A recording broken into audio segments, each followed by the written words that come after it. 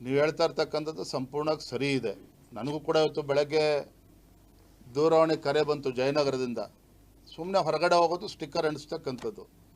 ಭಾರತೀಯ ಜನತಾ ಪಾರ್ಟಿ ನಾವು ಅವತ್ತಿಂದಲೂ ಕೂಡ ಹೇಳ್ತಾ ಇದ್ದೇವೆ, ರಾಜ್ಯದ ಮುಖ್ಯಮಂತ್ರಿಗಳು ಸಿದ್ದರಾಮಯ್ಯನವರು ಜಾತಿ ಜನಗಣತಿಯನ್ನು ಮೊದಲನೇದಾಗಿ ರಾಜ್ಯ ಸರ್ಕಾರಕ್ಕೆ ಅಧಿಕಾರನೇ ಇಲ್ಲ, ಆರ್ಥಿಕ ಶೈಕ್ಷಣಿಕ ಸಾಮಾಜಿಕ ಅಂಥೇಳಿ ಒಂದು ರೀತಿ ಜಾತಿ ಜನಗಣತಿಯನ್ನು ಒಂದು ರೀತಿ ಬೆದರು ಬೊಂಬೆ ಥರ ಸಿದ್ದರಾಮಯ್ಯನವರು ಬಳಸ್ಕೊಳ್ತಾ ಇದ್ದಾರೆ. ತಮ್ಮ ರಾಜಕೀಯ ಅಸ್ತಿತ್ವನ ಉಳಿಸ್ಕೊಳ್ಳೋಕ್ಕೋಸ್ಕರ ಬಳಸ್ತಾ ಇದ್ದಾರೆ. ಈಗಾಗಲೇ 170-180 ಕೋಟಿ ಈಗಾಗಲೇ ಪೋಲ್ ಮಾಡಾಗಿದೆ. ಮತ್ತೊಂದು ಕಡೆ ಕೇಂದ್ರ ಸರ್ಕಾರನೇ ಇವತ್ತು ದೇಶಾದ್ಯಂತ ಜನಗಣತಿಯನ್ನು ಕೂಡ ಮಾಡ್ತೇವೆ, ಜಾತಿ ಜನಗಣತಿಯನ್ನು ಕೂಡ ಮಾಡ್ತೇವೆ ಅಂಥೇಳಿ ಈಗಾಗಲೇ ಸಮಯವನ್ನು ಕೂಡ ನಿಗದಿ ಮಾಡಿ ಈಗಾಗಲೇ ಜಿಯೋಗಳು ಇಶ್ಯೂ ಆಗಿದೆ.